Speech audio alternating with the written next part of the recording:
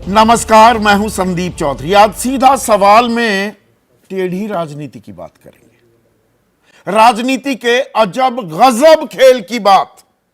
अब ये अजब गजब ये टैगलाइन हुआ करती थी मध्य प्रदेश की, जब शिवराज सिंह चौहान वहां के मुख्यमंत्री थे कि एमपी अजब है, एमपी गजब है। लेकिन भैया मैं मध्य प्रदेश की बात नहीं करने वाला हूं, मैं बात करने वाला हूं उत्तर प्रदेश की राजनीति की, जो अजब भी है और गजब भी। और पिछले 45 दिनों में इतना कुछ हो गया है उत्तर प्रदेश की राजनीति में, जितना अमूमन कम ही होते हुए दिखता है। हालांकि राजनीति के बारे में कहा जाता है कि राजनीति में एक रात भी बहुत लंबी हो जाती है, इतना कुछ बदल जाता है। पर उत्तर प्रदेश में क्या बदला? राष्ट्रीय राजनीति में ज्यादा बदलाव नहीं हुए। बहुत से लोग कहते हैं मोदी 3.0, लगातार तीसरी बार मोदी सरकार बन गई। तीसरी बार मेरा यह मानना है प्रधानमंत्री नरेंद्र मोदी जरूर बन गए, लेकिन ये मोदी 3.0 सरकार नहीं है, ये एनडीए 3.0 है। क्योंकि बीजेपी को जेडीयू और टीडीपी की बैसाखियों की जरूरत पड़ी, पर तीसरी बार बने हैं प्रधानमंत्री नरेंद्र मोदी। और ये आलम क्यों आया? बदलाव ज्यादा नहीं, एक निरंतरता तो है, लेकिन जो थोड़ा बहुत बदलाव भी आया है उसके पीछे एक बड़ा बदलाव जो उत्तर प्रदेश ने दिया, उसका जिक्र करना जरूरी हो जाता है। हम कर भी रहे हैं। 62 सीटें जहां बीजेपी जीत गई थी 2019 में, वहां 33 पर ही सिमटती दिखाई दी। 29 सीटों का नुकसान। तो बीजेपी की अपने दम पर सरकार नहीं बन पाई। और उसके बाद ऐसी जोर आजमाइश, ऐसी आर पार, ऐसी खेमेबाजी, ऐसी पेशबंदी हुई है उत्तर प्रदेश में पिछले 1.5 महीनों में कि हर रोज कुछ ना कुछ बदलता रहता है, आकलन भी बदल जाते हैं। घेराबंदी शुरू हुई पहले योगी आदित्यनाथ की, बयान बहुत सारे आए। सरसंघचालक ने अहंकार की बात की, कार्यकर्ताओं से कोई जुड़ाव नहीं था, कार्यकर्ताओं की अनसुनी कर दी गई, और प्रचार और जमीनी हकीकत के अंदर तालमेल की कमी दिखाई दी। ये बातें कही गई। अब ये तो सब पर लागू होती हैं, पर धीरे धीरे ये आरोप चस्पा होने लगे। भाई आत्मविश्वास, अति आत्मविश्वास या अहंकार की बात हो रही है तो किसकी बात है? ये किसकी ओर इशारा किया जा रहा था? योगी आदित्यनाथ बोले भाई अति आत्मविश्वास था। किसको था? जो 370 पार का नारा दे रहा था, 400 पार का नारा गढ़ा जा रहा था, वो तो केंद्रीय नेतृत्व में किया। वो तो प्रधानमंत्री नरेंद्र मोदी और बीजेपी के चाणक्य मुख्य रणनीतिकार अमित शाह की देन थी। उन्होंने ये नारा गढ़ा। पर फिर कार्यकर्ताओं की बात आ गई। संगठन सर्वोपरि है, सरकार से बड़ा है। ये तो बीजेपी सदा से कहती आई है। 1980 में जब से अस्तित्व में आई है तब से ये बात कहती आई है। तो ये याद क्यों दिलाने की जरूरत पड़ी? और याद कौन दिलाता दिखा? सूत्रधार कौन था? खुद सरकार का हिस्सा। मैं केशव प्रसाद मौर्य की बात कर रहा हूं। 2017 से सरकार है उत्तर प्रदेश में बीजेपी की, और वो उप मुख्यमंत्री हैं। 2022 में हार भी गए थे, तब भी उप मुख्यमंत्री वो हैं। अब वो कह रहे हैं कि नहीं, संगठन सबसे बुरा, आपका दुख और मेरा दुख एक जैसा। कार्यकर्ताओं को कह रहे, तालियां भी बजी। समीक्षा बैठक हो रही थी, 2000 लोग कार्यकर्ता भी थे, वो मौजूद थे लखनऊ में।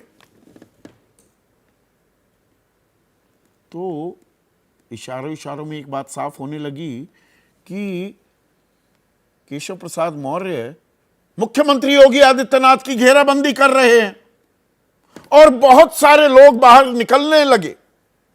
उनकी मुलाकात हुई बीजेपी के राष्ट्रीय अध्यक्ष जेपी नड्डा से, तो उससे पहले 48 घंटों में वो 50 से ज्यादा बीजेपी के नेताओं से मिले। उसमें सांसद भी, पूर्व सांसद भी, विधायक भी, केंद्र में मंत्री और राज्य सरकार में मंत्री शामिल थे।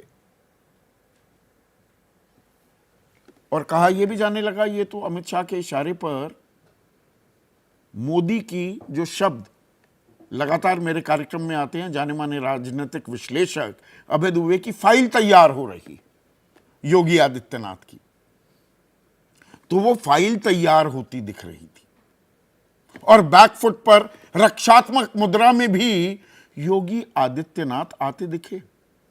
जहां बुलडोजर चलाने की तैयारी हो रही थी, फैसला रोक लिया गया। टीचरों की हाजिरी इंश्योर करने के लिए जिस प्रणाली को लागू करने का फैसला ऐलान कर दिया गया था, जिसका, उस पर 2 महीने के लिए रोक लगा दी गई। This was very unlike Yogi Adityanath. Roll back करते हुए दिखाई दिए कि दबाव में आ गए योगी आदित्यनाथ। और ऐसे में 2 दिन बाद जो कांवड़ यात्रा शुरू होने वाली है 22 जुलाई से, सावन का पहला दिन, उस पर एक फैसला, एक आदेश 2006 का पुराना कानून मनमोहन सिंह सरकार लेकर आई थी कि गली खोमचे वाले, रेहड़ी वाले जो हैं, वो अपनी पहचान जाहिर करें। वो कभी लागू ही नहीं हो पाया। उसका इस्तेमाल करते हुए, और 2006 में उत्तर प्रदेश की बात करें तो मुख्यमंत्री मुलायम सिंह यादव थे। योगी आदित्यनाथ के प्रशासन ने, मुजफ्फरनगर से ये शुरुआत हुई कि भाई दुकानदारों को, ढाबे वालों को, खान पान की वस्तुएं जो बेच रहे हैं उनको लिखना पड़ेगा कि आप कौन हो, हिंदू हो, मुसलमान हो, बस मतलब नाम आपको अपना लिखना पड़ेगा। अब इस पर बवाल कटने लगा। ये जिलों तक ही सीमित थे। ऐसा लगने लगा कि दबाव में कहीं इसे भी वापस ना लेना पड़ जाए योगी आदित्यनाथ को। लेकिन एक रात में खेल बदल गया। फैसला कहां 3 जिलों, मुजफ्फरनगर, शामली और मेरठ तक सीमित होने वाला था, वो पूरे राज्य पर लागू हो गया। उत्तराखंड ने भी सुर में सुर मिलाया कि हां ये तो होना चाहिए। और इस बीच कुछ ऐसे बयान आने लगे जिसमें राजनीति की एक और धारा, उसे पकड़ना, उसे समझना जरूरी हो गया। शुभेंदु अधिकारी बोले, ये सबका साथ सबका विश्वास, इसको फॉलो करने की जरूरत नहीं। जो हमारा साथ नहीं देगा हम उसका विकास क्यों कराएंगे। साफ था कि ये मुस्लिम वोट बैंक को साधने की जरूरत नहीं, वो तो हमारा साथ देते नहीं।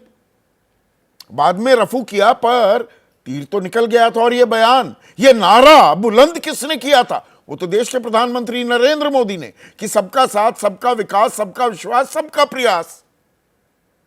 फिर हिमंता बिस्वा शर्मा वो कहने लगे ये तो मुसलमानों की बहुतायत हो जाएगी। असम में 1951 में वो 12% थे और अब उनकी जनसंख्या लगातार बढ़ती जा रही है। और आज ही का ट्वीट है कि 2041 तक तो वो बहुतायत में आ जाएंगे, अल्पसंख्यक नहीं रहेंगे, बहुमत हो जाएगी उनकी। और कहां 3 जिलों तक सीमित होता जो आदेश दिख रहा था, या वापस भी हो सकता था, अब उसके समर्थन में उत्तराखंड ही नहीं, हरियाणा के मुख्यमंत्री नायब सिंह सैनी भी, मोहन यादव मध्य प्रदेश के मुख्यमंत्री, वहां पर यह हो रहा है ये लागू किया जाए। और बीजेपी के अंदर खाने से आवाज उठने लगी है कि कांवड़ यात्रा तो बिहार में भी निकाली जाती है और वहां पर साझेदार है सरकार में बीजेपी, तो नीतीश कुमार पर भी दबाव बनना चाहिए कि वो भी इस फैसले को लागू करे। और ये उस सरकार में हो रहा है जहां केंद्र में अपने दम पर बीजेपी की बहुमत नहीं है। बैसाखियों की जरूरत है। और जो बैसाखी हैं, टीडीपी ने तो पत्ते नहीं खोले हैं, लेकिन वो भी खुलकर समर्थन नहीं कर सकती है योगी आदित्यनाथ के इस फैसले की।